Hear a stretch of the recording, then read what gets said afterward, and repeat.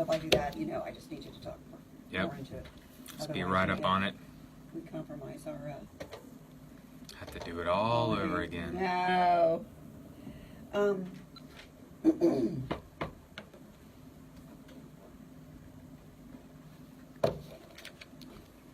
Okie doke. Ready? Yeah. Well, good morning. This is Heidi Aiken with Tim Wadsworth of North Hills Church, Director of Student Ministry. We haven't been together for a while. It's been a while. Yeah. We were talking about the last time we really had a chance to chat. Yeah. And always great subjects that you bring up, and our listeners love the help, the wisdom, the advice, because, you really do have the pulse on what's happening with our young people. Well, I like to think I do, but I feel like I want to be a student of this, and I feel like I'm learning all the time. And that's one thing I want to always bring to the attention of the listeners. Hey, this is what I'm learning. I haven't figured it out. Let's keep learning together, process this out loud. Doesn't mean we're right, but it's good food for thought. It makes it difficult as a parent, though, because here you are in your everyday routine. Your child's changing and growing, and you're just trying to get through the day and get to work and make sure they're, bathed and fed well. And sometimes you miss the subtleties of the changing along the way. I'll tell you what, being busy is an epidemic. And sometimes we think if we're busy, that means that we're being productive or we're doing something right. But sometimes I think being too busy can be the downfall of a lot of people, and you miss the beauty of life. Like, you miss kind of the smaller things because it's always go, go, go. I mean, I learned this when we take a group of students every year to South America in Cali, Colombia. They have siestas from 11 a.m. to 1 p.m.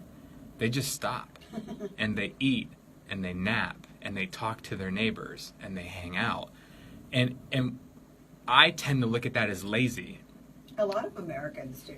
And Italians do the same thing, and there's some European countries that take the entire summer off. They close their shops, and if you want to go on vacation, doesn't that sound wonderful? You have to be aware of that they're not going to be open. Yeah, and they always joke, like the gringos are coming, and they are go, go, go, rapido. They almost joke that you guys stick to a schedule, you don't like being late, and they just think that's an awful way to live. Yeah, well, it's interesting when you do go on vacation to Mexico, it's like, wow, this is just so slow. But I love it. Bad thing. We need some siestas around here. You need to talk about that on the Hawk and Tom show a little bit. Influence the culture a little more. Tom would be all about the siesta. What are we going to talk about today? Okay, so this is what I've been learning lately, and I think this is going to be really good food for thought for the mom and dad as they raise up the next generation. But Carrie Newhoff is someone that I follow on her blog, and she is just someone who's kind of always thinking ahead. And so that's always a term that I want to use with parents, that we don't want to parent from behind. So we always want to be parents that are 2 steps ahead of our kids. And that's something I'm always trying to advocate for the moms and dads at North Hills, is you need to be thinking a couple steps ahead of your kid. And that's really hard because they always say they don't understand technology. They probably don't understand what's the latest pop culture thing. They probably don't know what a hashtag is. I mean, simple things that they should know, they just don't. And they use their age as a crutch. So she came out with this article, and I got to know Carrie Newhoff through a TED Talk. And I got to know her through this article that came out called 5 Reasons Younger Leaders and Older Leaders Frustrate Each Other. And I thought this was so interesting, and I want to fly through this because then it will give us a perspective for parenting the next generation. We probably won't be able to cover all 5, but I have 3 out of the 5 that I would love for us to discuss together. So, Heidi, this is what I want you to think. Okay. Self-awareness is key, okay? So picture back in the day going to the Haywood Mall. If you wanted to find a store, you couldn't just pull out an app or go on a website. What did you have to do? Go to the map that's at the entrance. Bingo, right? And you would look for B12. Well, you can't find B12 unless you can find what? B11.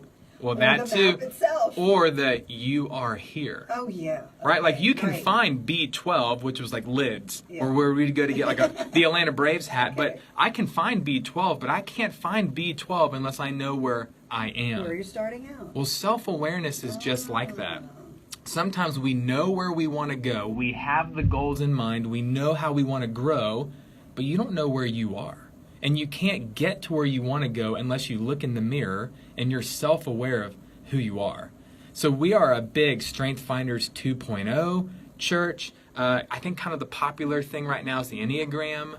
Like everyone is always asking me what my number is, and they're trying to guess. Are you familiar with that? No. Okay, so if there are parents listening to this, or What's it called? really anyone, the first one is by Gallup Strength Finders called Strength Finders 2.0. Mm-hmm.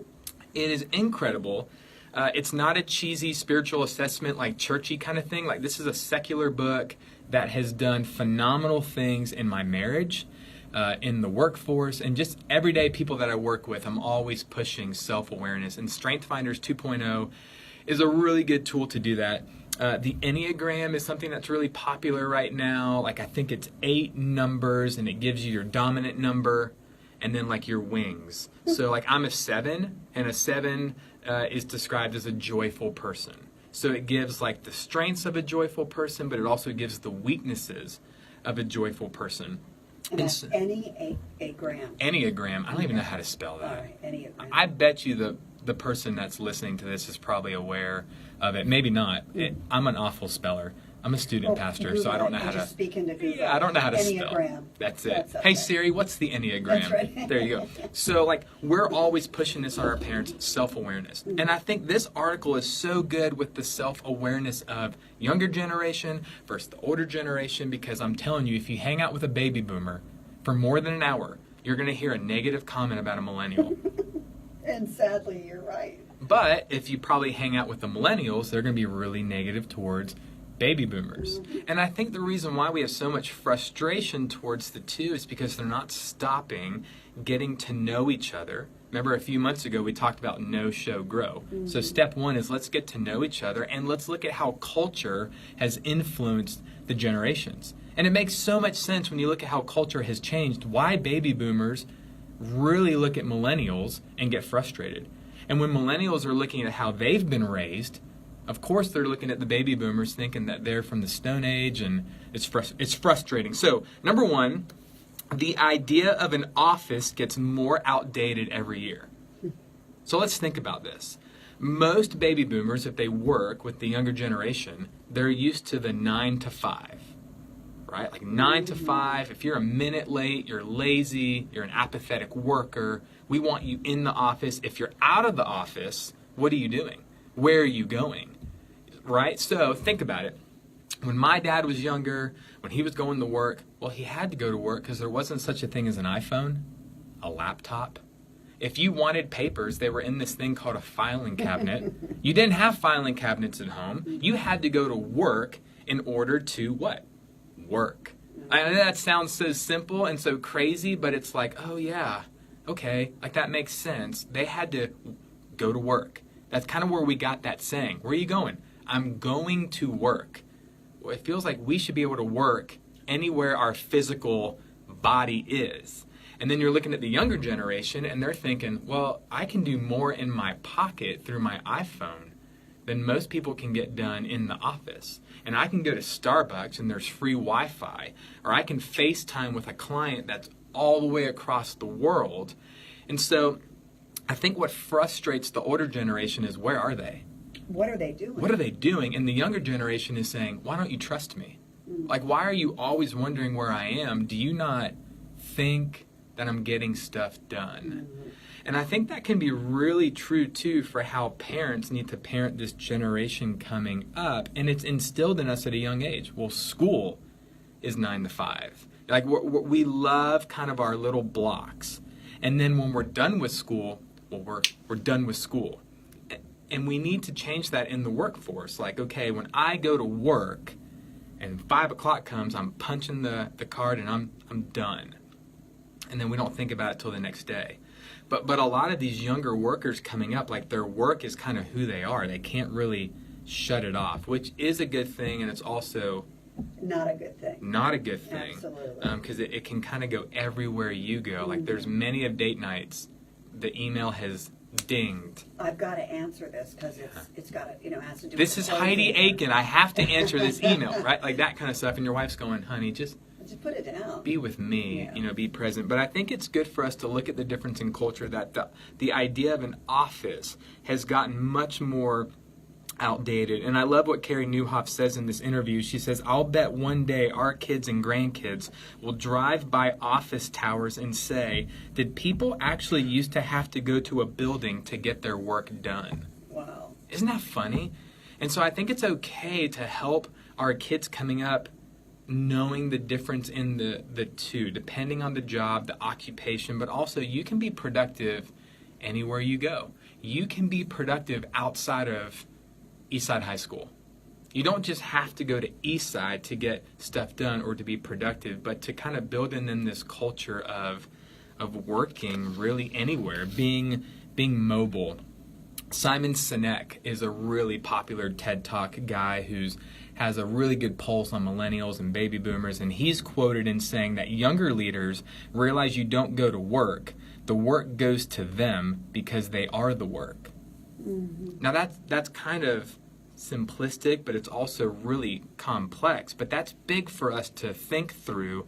Of younger leaders realize you don't just go to work.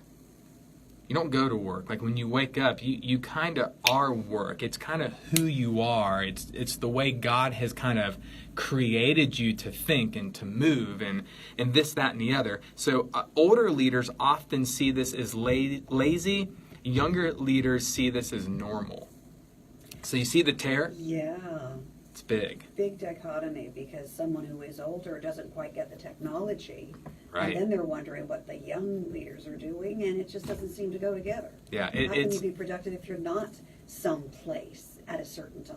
Yep. It's big. And one thing, like the big idea before we move on, is remote workers aren't lazy. Lazy workers are lazy. Right? So if I'm remote and I'm moving and you don't know where Tim is, and now don't get me wrong, bosses need to inspect what they expect. And we're going to talk a little bit later about how you can do that as a boss, as a baby boomer who has millennials on your staff. How do you inspect what you expect? That's an interesting point, because as a manager, you have to learn a different way of managing. Bingo. Wow. Yep. And millennials need to be self-aware of who their boss is. You still have to honor them. Mm-hmm. You can't just use this card of, well, I was born in 1991, this is how we do things, and sorry. Like, you still have authority. You still need to communicate and articulate yourself to where they do give you more trust. Like, trust is earned. And so if you're listening to this and you're saying, man, I do feel like my boss doesn't trust me, well, that might be something that they're having to work through, or you might have done things to really make them think something that's not true. People don't care about truth. They care about how things are perceived. So you might need to step back and say, okay, how am I perceived to them? And what do I need to do to help coach them on how I'm wired? Mm-hmm. Well, how do you do that if you're self-aware? Some people don't even know how they're wired. Yeah. You really need to learn yourself and become a student of yourself. How do you do that? Yeah. Two things. So if you're driving in a car, you have these things called blind spots. Okay?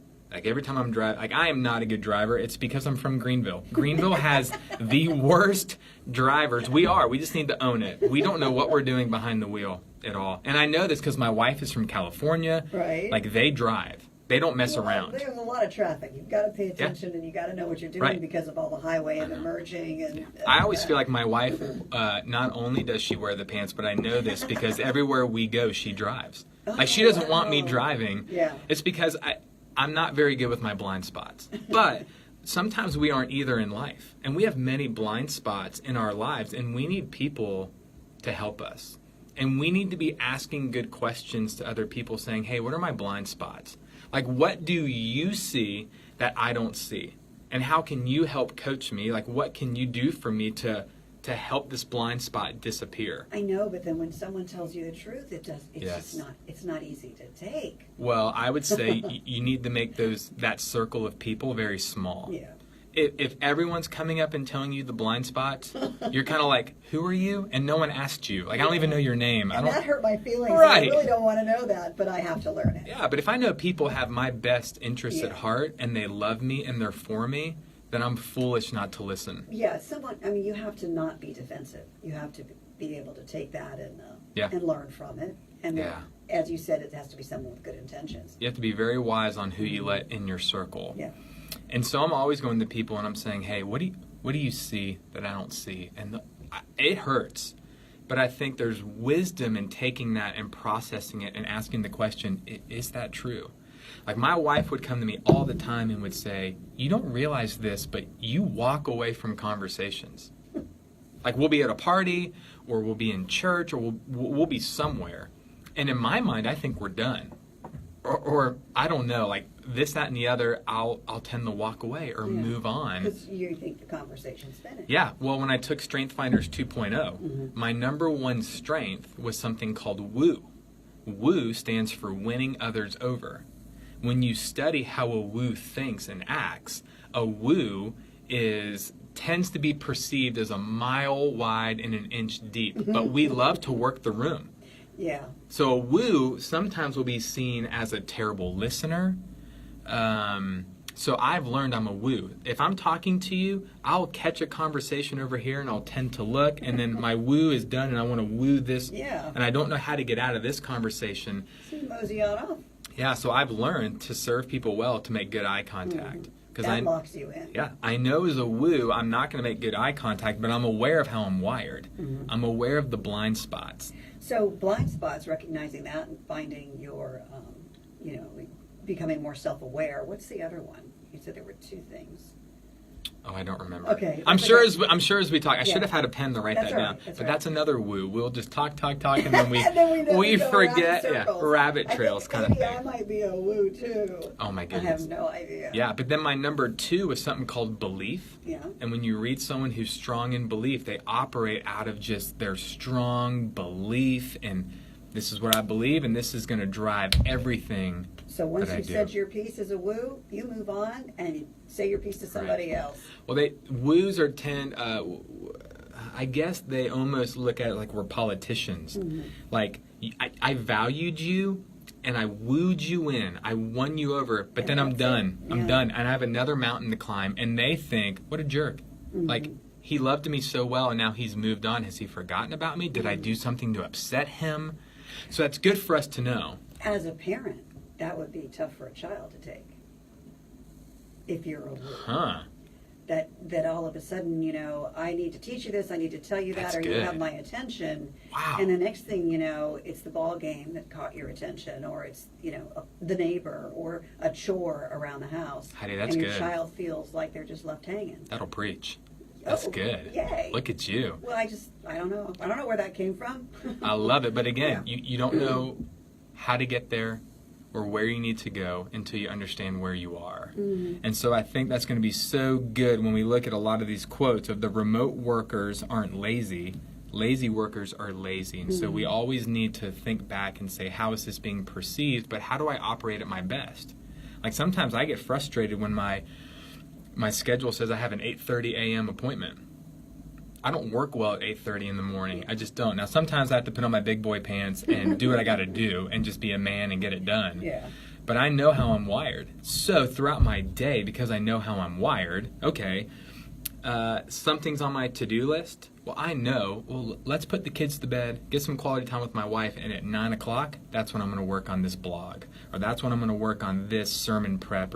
Because I know at 9 o'clock, you put on the Braves on the TV, I can get to work. I can pound out some emails. I can do this, that, and the other because I love background noise. That was actually another thing that drove my boss crazy. Like he would come into my office, there'd be music playing, the afternoon Braves game would be on YouTube TV. He would see all this stuff in my office. Consider it a distraction. And he's like, what is this Yahoo doing? And I'm like, this is background noise. Yeah. Like this is very normal for me. A lot of parents walk in on their kids who have the TV on and the music on, and Yeah. they are multitasking, and it's hard for a parent to understand. How could you be studying? You're not studying. Yeah. Now, I will say this. The Enneagram, Strength Finders 2.0, I'm curious how that actually is accurate in the life of a teenager because they're changing so much, and their brain is still morphing, and they haven't reached full maturity. And I feel like every other day a new study comes out that pushes out when the brain is done developing. I mean, it used to be like 22, then it was 27, and now they're saying 30. And there's differences in female brains than male brains, and I know that's a hot topic in our culture right now because gender is just kind of this anomaly, it seems like. So there's all these studies, and I feel like it keeps pushing it out. But then, like, politicians, I think, are wanting the voting age to change to 16, and it's like, ugh, you know, like, you feel so torn. Yeah. So I think as parents, the more you get to know yourself, that's going to help you as you're a coach. And I think if you understand yourself well, as you're coaching the next generation, then you can wait till you know they've hit that age of maturity to help them get to know themselves. But again, if you're not coaching yourself on how to get to know yourself, what makes you think you can do that for your kid, right? And they're watching. Yep. They see your shortcomings, whether you think they do or not. Even as a an authoritative figure. Isn't that awesome? That they're watching you and you're making your mistakes, and they're going to start paying attention to that. Yeah, it's hilarious. We don't need to worry that our kids aren't listening to us. We always need to worry that our kids are watching us. Yeah, and as parents, we really need to have a good pulse on what is catching the awe and wonder of our kids. And I'll kind of circle back around to what that means and what that looks like. So basically, we've got this point of contention of the two generations, and kind of, to complement what we just said, the 8 to 4 doesn't work anymore. And it's kind of like, so here's the question for leaders. Are you paying your team to show up, or are you paying your team to produce? And let's kind of end with that. And I know we could probably talk for 3 more hours. And we're going to have you back on the show. See, I do that on purpose. Seriously. I make it to where you have to ask me back. Well, I love asking you back because I learned so much. And Yeah. all of our listeners have complimented you on that. So I think, obviously, the 8 to 4 does work if you work at Starbucks. If you have a shift, it doesn't matter what generation, what culture, what's with technology, you got to show up and open your doors and start making the coffee and welcome your customers. But I think as parents, as bosses, as coaches, whatever your role is today, you need to measure what, not how. So let's break that down for the last few minutes. I think what I love in a boss, give me the task, don't judge me on how I get it done, judge what it has now produced. And so many bosses are like managing their employee or their control freaks, and I want you to get this done, but this is how I want it to look for you to get it done. And a lot of the younger generation is saying, hey, hands off, bro. Like, don't micromanage me. That's it, micromanage. Yeah. Don't micromanage me. Don't be a control freak. I'll get it done, and I'll get it done really good, but let me get it done. The lesson here is understanding. Yeah. Opening up that channel of communication. Yeah. Because it's not necessarily wrong, it's just different. Yeah, that's huge. So as parents, I think there's some truth in that for us. And so I think I had a boss a long time ago that was really on the cutting edge of this. He would always say deadlines drive everything. So he wasn't a micromanager. He was a deadline enforcer. Just get it done. Get it done. And you've got till tomorrow at 3 o'clock. And I'm going to measure what you've put in front of me, not what you did. Or now, how you got there. Right. And I think then once you see what they're producing, and if it's not what you want produced, then you can take a few steps back and then coach them on what they're doing or how they're doing it to get the final product. I think then you have, as a boss, as the older generation, you have more clout to say, hey, let's take a couple steps back. What ingredients are we using to equal this awful tasting sandwich? And I'm gonna coach you. Let's look at the ingredients, kind of thing. So I think here's what's changed. The old economy paid people to show up. The new economy pays people to produce. The old economy paid people to show up. The newer one is kind of more turning this corner on, hey, we're paying you to produce. So as a parent, if you're listening to this, what can you do as a coach to help them produce their best? And not micromanage them, discourage them, hover over them like a shadow. And I think it's good to give them opportunities to fail. Because we're hoping they'll come and say, hey, help me.